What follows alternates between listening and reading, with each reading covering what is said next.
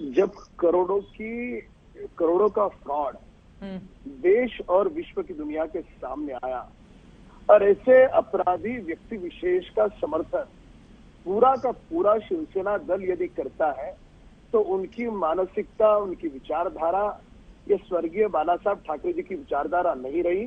वे उस विचारधारा को त्याग चुके हैं, ये पूरी तरह से सुनिश्चित होता है। और शायद वही कारण है और उस प्रकार से अन्य कारण दीपक जी उसे विस्तार से बताएंगे कि किस प्रकार से इन्होंने बाला साहब की विचारधारा त्याग दी। अब सारे आंकड़े पब्लिक डोमेन में है। अब इनका निजी अकाउंट से कैसे पैसों की धांधली होती है, क्या इसका भी समर्थन शिवसेना दल करेगी? अब इसका समर्थन अगर दल करता है तो स्वाभाविक रूप से बात उठती है कि क्या ये पूरे 1000 करोड़ के गफले में बाकी भी अन्य नेता और उनके कोई आला कमान है? ये हम नहीं कह रहे, ये देश का आम नागरिक पूछना चाहता है। हालांकि दरअसल ये शिवसेना नेता और विपक्ष के लोगों का ये मानना है और इनकी ये मंशा दिखती है इनके बातों पे से कि यदि कोई नेता भ्रष्टाचार करता है तो ये बदले हुए भारत में उसे कोई सजा न हो, भ्रष्टाचार करने की उसे आजादी मिले। ठीक है, क्या इस प्रकार की मांग शिवसेना दल की है? हाँ। ये बदले हुए भारत में नेता हो, अभिनेता हो, कार्रवाई होगी, उसकी जगह। लेकिन देश के अलग अलग हिस्सों में ईडी की जिस तरह की सक्रियता है और 2014 के बाद उसकी अति सक्रियता, जिस पर बार बार विरोधी दल सवाल खड़े करते रहे हैं, चाहे राजधानी दिल्ली में राहुल सोनिया गांधी का मामला हो, चाहे पश्चिम बंगाल का मामला हो या फिर देश के किसी अन्य हिस्से का, और आज ईडी के सवालों को लेकर आपका सामना हो रहा है शिवसेना से। यशोमती ठाकुर जी भी हमारे साथ जुड़े हुए हैं, कांग्रेस पार्टी की नेता। यशोमती जी, सीधे आपके पास आते हुए, चूंकि 1034 करोड़ का ये बड़ा घोटाला है और इसमें दूध का दूध और पानी का पानी तभी होगा जब ईडी जांच करेगी, अपनी रिपोर्ट देगी। तो ईडी की जांच को लेकर अभी से इतना ज्यादा तमाशा क्यों, यशोमती ठाकुर जी? नहीं, मुझे नहीं लगता है कि वो कोई जांच में सहकार्य नहीं करेंगे। उन्होंने पहले ही बोला था कि वो सहकार्य जरूर करेंगे। लोकसभा का सत्र शुरू है और इसी की वजह से वो उन्होंने परमिशन मांगी थी। खैर, रही बात ईडी की, तो ईडी तो अभी आजकल जो भाजपा के साथ नहीं है, केंद्र सरकार के साथ नहीं है, या भाजपा ने बनाई हुए सरकार के साथ नहीं है, उनके ऊपर ईडी लग जाती है। आप देखिए किस तरीके से उन्होंने महाविकास आघाड़ी की सरकार तोड़ने का तोड़ी, उसमें वो कामयाब हुए। जिस तरीके से उन्होंने 40 एमएलए को उन्होंने एब्सकॉन्डिंग किया, उसके बाद में उनको लाया, उसके बाद में वो सरकार बनाई। अनऑथेंटिक सरकार है, अनकॉन्स्टिट्यूशनल बनाए हैं। और जो लोग उनके साथ गए हैं वो सारे के सारे लोग, किसी के ऊपर ईडी लगी है, किसी के ऊपर सीबीआई है, किसी कोई महिला के प्रकरण में फंसा हुआ है, ऐसे फंसे हुए लोग गए हैं वहां पे। और इतनी हिटलरशाही यहाँ पे शुरू है कि आश्चर्य है ये सारी बातों का। ठीक है, दीपक केसरकर जी, सीधे आपके पास आते हुए, चूंकि मुख्यमंत्री शिंदे दिल्ली में हैं और इसी वजह से कहा जा रहा है ये संयोग है या फिर प्रयोग है। फिलहाल 6 अलग अलग तस्वीरें जल्दी से अपने दर्शकों को दिखाते हुए इस सवाल का जवाब आप जरूर दीजिएगा।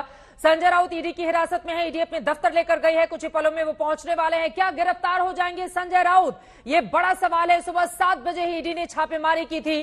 बीजेपी की साजिश शर्मनाक है, उद्धव ठाकरे ये आरोप लगा रहे हैं भारतीय जनता पार्टी पर।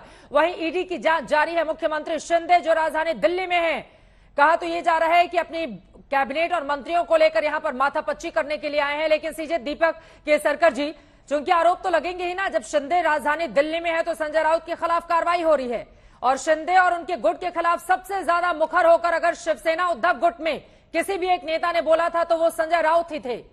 संयोग है या प्रयोग है ये?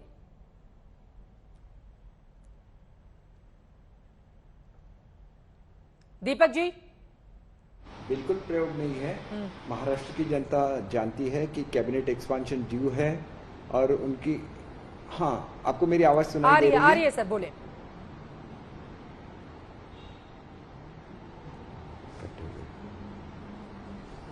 हाँ, तो एक कैबिनेट एक्सपांशन के सिलसिले में उनका दिल्ली का दौरा था और नेचुरली आपको मालूम है कि कैबिनेट एक्सपांशन होने वाला है, उसमें कौन कौन से डिपार्टमेंट किस पार्टी के साथ रहेंगे ये तो डिसाइड करना ही पड़ता है और इसके लिए मीटिंग्स हो जाते हैं। ये क्या पहली मीटिंग नहीं है, ये तो केवल एक संजोग है कि वो उनका जाना, उसी वक्त उनकी वो चर्चा होना और इनकी तो इंक्वायरी कब से चल रही है और उसको कोऑपरेट बिल्कुल नहीं कर रहा है, वो जवाब नहीं दे रहा है, वो तो सिर्फ कोई डेट मांग रहा है अगले वाला जी। तो वो तो ईडी का ऑप्शन है कब उनको ये करना, कब उनके पास जाना। लेकिन मुझे ऐसे लगता है कि अगर उन्होंने कुछ नहीं किया है तो वैसे छूट जाएंगे। ऐसे कुछ हर एक व्यक्ति जिसको गिरफ्तार किया जाता है कोर्ट के सामने तो पेश किया जाता है। इससे हमको लिंक करना बिल्कुल गलत है। जो भी आपके यहाँ प्रवक्ता उपस्थित है जिन्होंने ये बोला कि हम लोग जो निकल गए उनमें से एक दो लोगों पे ही इंक्वायरी चल रही है और उनकी इंक्वायरी भी स्टॉप नहीं हुई है और 50 एमएलए एक साथ निकल जाते हैं। एक तो ये बड़ी बात है, वो इश्यू बेस्ड है तो उसको इसके साथ लिंक करना बिल्कुल गैर वाजिब है, ऐसे मैं समझता हूँ। ठीक है। और हम लोगों की कभी भी ये मांग नहीं थी कि कोई एक्शन लिया जाए। वो तो हमेशा लोगों के बारे में बहुत ही इनडिसेंट वर्ड्स में बोलते हैं, लेकिन इसके लिए कोई ऐसे नहीं बोलता कि इनको आप ये करो, गिरफ्तार करो। ठीक है, तो लेकिन अभी गिरफ्तार हुए नहीं है, अभी हिरासत में ही लिए गए हैं। इंक्वायरी ही चल रही है। क्या लग रहा है आपको कि जो सबूत उनके खिलाफ है, जैसा कि आप लोग आरोप लगा रहे हैं, उनकी गिरफ्तारी हो सकती है? क्या इस तरह की बातें कह रहे हैं आप दीपक जी?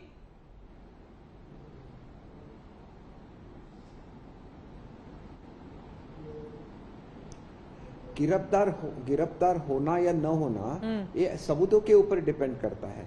मुझे इतना ही कहना है कि आजकल महाराष्ट्र में जो एक्शन हो रहे हैं बड़े बड़े बिल्डरों पे, उन्होंने एक बाला साहब की स्कीम थी जहां वो बाला साहब चाहते थे कि गरीब लोगों के उनके खुद के मकान मिल जाए और इसके लिए जो स्कीम्स थी उसके लिए वो गरीबों को उनके मकानों से निकाला गया, उनको घर नहीं दिए गए और एक बड़ा इश्यू चल रहा है महाराष्ट्र में।